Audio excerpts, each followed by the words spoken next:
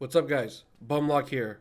Today, we're going to talk about something that I've got a lot of questions about, something that's been on my mind personally. One of the questions that I've been trying to figure out for the upcoming patch 7.2.5. It looks like we're about a couple weeks away. They did confirm the date for the Tomb of Sargeras, which is going to be June the 20th. So that's a couple weeks from now. My guess is that the patch is going to come out a week before that on the 13th. It's usually how they do it, but we'll see. So, with that being said, I really wanted to know how Sow the Seeds compares to Phantom Singularity. Now, a couple disclaimers for what I did for my test, okay? A couple things. First and foremost, there is a scaling aura on the PTR right now that scales you down to item level 850, okay?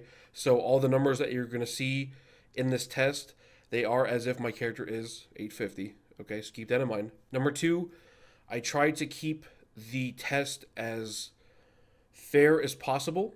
So on my first run, we had just myself as a DPS in this Mythic Plus and a Blood Knight DK. My second test, we had the same, just only myself DPSing, the Blood Knight DK, and then we had a Disc Priest. Okay. Now the first run, I used Phantom Singularity. The second run, I used Sow the Seeds, as well as Death's Embrace. I'm going to put the talents up on the screen here. I'm also going to notate in the top right-hand corner what major talent that we're talking about, whether it's Sow the Seeds or Phantom Singularity, and also put the talent tree that I used up on the screen somewhere while I'm running it. But really, the question was, for Mythic Plus, in patch 7.2, how is Affliction Warlock going to perform? What talents are we going to take?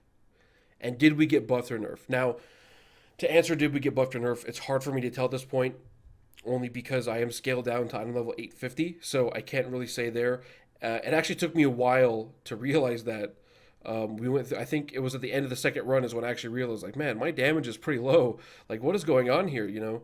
And it was kind of distracting throughout the entire run, but then I realized, oh man, I have this buff where it's scaling me down, so good thing I figured that out beforehand, right? Also, we ran, for the test, I did run Archway. It was a level 2 key, okay? And they were both the same path. We only did run up to the first boss. I felt like I didn't need to do the whole thing.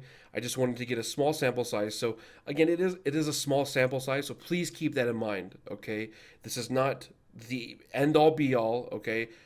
What I wanted to do is just give a nice quick idea of the differences in damage between Phantom Singularity and Sow the Seeds. Now, the reason why I chose the Archway, I feel like there's a good mixture of a couple big AoE pulls. There's a couple pulls where there's a couple trash mobs, and then you have a nice first boss, which is the Fell Lord, who is a nice little single target boss. Not too many mechanics, a little bit of movement, and some ads. Okay, so everything was recorded today. And today is Sunday, Sunday the 4th, okay? It's about to be the 5th. So that means that this came in after the nerf to Wrath of Consumption, after the nerf to... Well, I haven't made a video talking about this. After the nerf to Soul Flame, which if you don't know what Soul Flame is the ability on our artifact that does an AoE damage after an enemy dies. And this is why damage from Scorpion in a Nighthold can be so crazy is because of Soul Flame, which is actually a pretty big deal, which is why I wanted to make this video so you can kind of see. So we ran the Archway. First run again was with Phantom Singularity.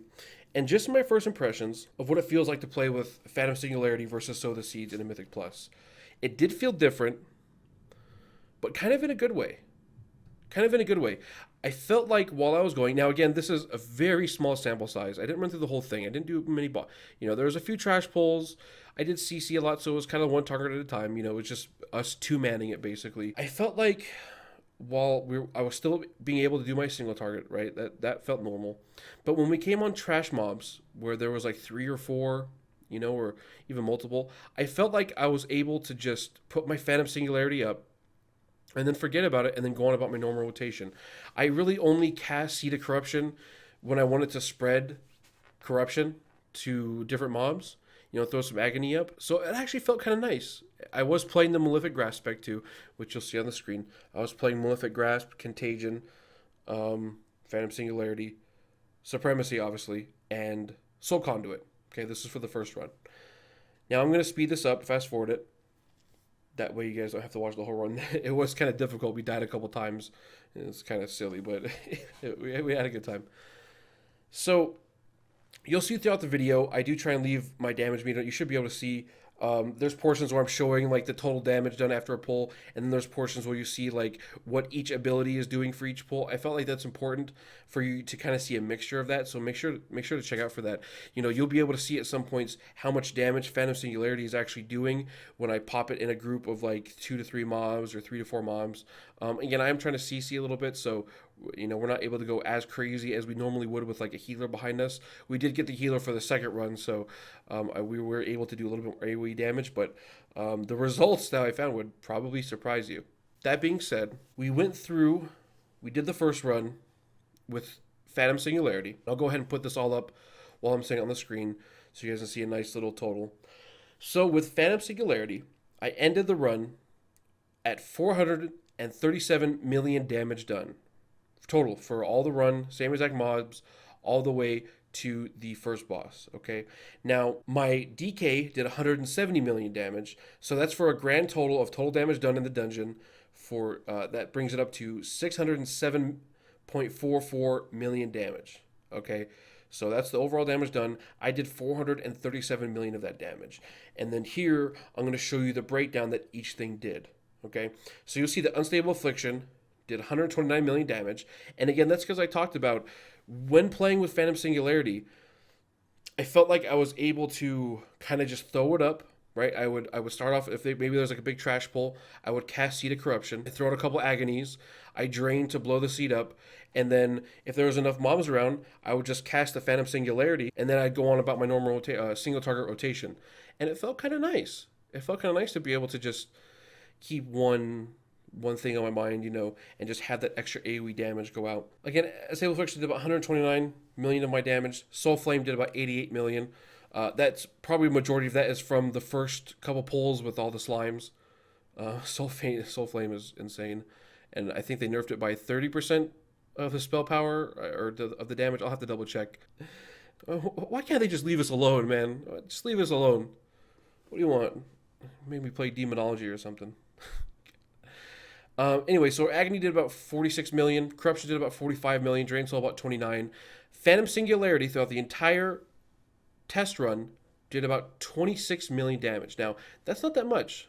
That's not that much damage. But overall, let's talk about the second run to see how the Phantom Singularity damage compares to what I did on my second run using Sow the Seeds. Now, the reason why I say that, before we say, okay, well, Phantom Singularity only did 26 million damage, that wasn't that much. Well, that may not look like much, but that did allow me to do a little bit more single target, right? That did allow me to cast a lot more UAs. And you can see how much damage my Infernal did. And then Seed of Corruption did 16 mil. Again, I didn't do too many Seed of Corruptions. I wanted to try and see how Phantom Singularity really felt without, if I was just doing Phantom Singularity, just spamming Seed, I don't know if that'd really be a good comparison, so... Anyways, so let's talk about the second run. So second run, we had the Disc Priest come in. And again, I'm going to fast forward through this, but make sure you're watching the damage meters so you can kind of see as I'm going along through this. You can see what my damage is at certain points, and you can kind of judge for yourself. Now again, I am at item level 850, so don't freak out if you say, oh my god, we're only doing 400k DPS AoE now. Well, Blizzard, what? No, don't worry about that, okay? It's going to be much better once you actually get in there. Unless you're item level 850, then this is what it's going to look like. Okay? So for the second run, while using Seed of Corruption, or Sow the Seeds rather, I did try to use Seed of Corruption a lot more often. Okay? I did try to use it as much as possible just because I wanted to, that's what I would be doing in a Mythic Plus. I'd be trying to maximize the damage of Sow the Seeds and Soul Flame. As we go through this run, interestingly enough, we actually spent a little bit more time on this run. We were not doing so well at interrupting the Chaos Bringers.